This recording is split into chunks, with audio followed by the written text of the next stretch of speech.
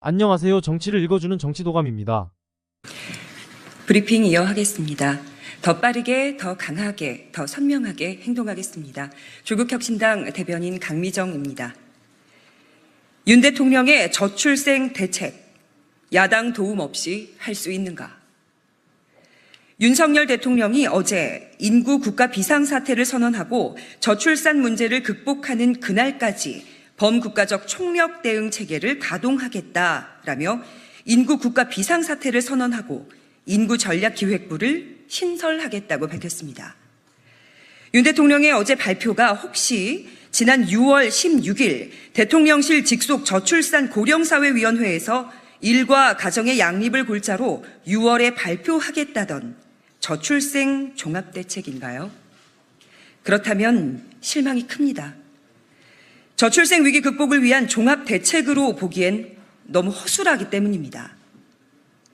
여성가족부는 결혼중개업체의 온라인 서비스 운영 점검을 강화하고 허위, 과장 광고에는 엄정 대응하겠다고 했죠. 허위, 과장 광고를 한 결혼중개업체를 압수수색이라도 할 기세입니까? 젊은 세대가 결혼을 미루는 게 결혼중개업체가 일을 못해서 그렇다고 생각을 합니까? 보건복지부는 신뢰성이 있는 기관에서 다양한 만남의 기회를 확대하기 위해 종교단체나 지방자치단체를 통한 만남의 장을 확대하겠다고 나섰습니다. 국가가 결혼 정년기 청년들에게 KS 인증마크라도 붙여주려나 봅니다. 아니면 어느 종교단체처럼 국가 차원 합동 결혼식이라도 열어주려나요? 이젠 출생률을 높이기 위해 대학 교육제도에도 손을 댈 모양입니다.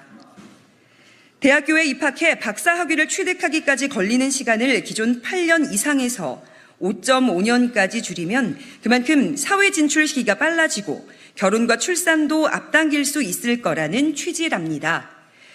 여의 경우 1년 빨리 입학시키면 정년기 남녀의 매력도가 높아져 출생률이 높아질 것이라고 발표로 거센 비판을 받은 지 얼마나 됐다고 또 이런 정책을 내놓는 겁니까?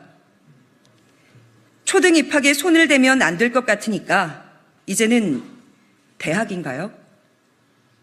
윤 대통령이 위원장을 맡고 있는 범정부기구의 종합대책이라고 해서 뭔가 획기적인 대책이 나오나 했더니 그 수준이 서울시와 다를 바가 없습니다. 서울시는 저출생 대책으로 정관, 난관, 보건시설비 지원을 내놓는가 하면 결혼 정년기의 청년을 대상으로 재직 증명서와 혼인관계 증명서를 받아 안전한 소개팅을 주선하겠다고 했었죠. 조국혁신당은 윤 대통령이 저출생 문제의 심각성을 깨닫고 뭐라도 해보려고 노력한다는 점은 인정합니다.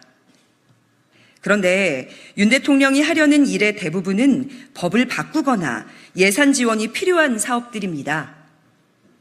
국회의 협조 없이, 야당의 도움 없이는 할 수 있는 게 별로 없습니다. 인구전략기획부를 신설하려면 정부 조직법을 개정해야 합니다. 학사, 석사, 박사 통합과정으로 바꾸려면 고등교육법을 바꿔야 합니다.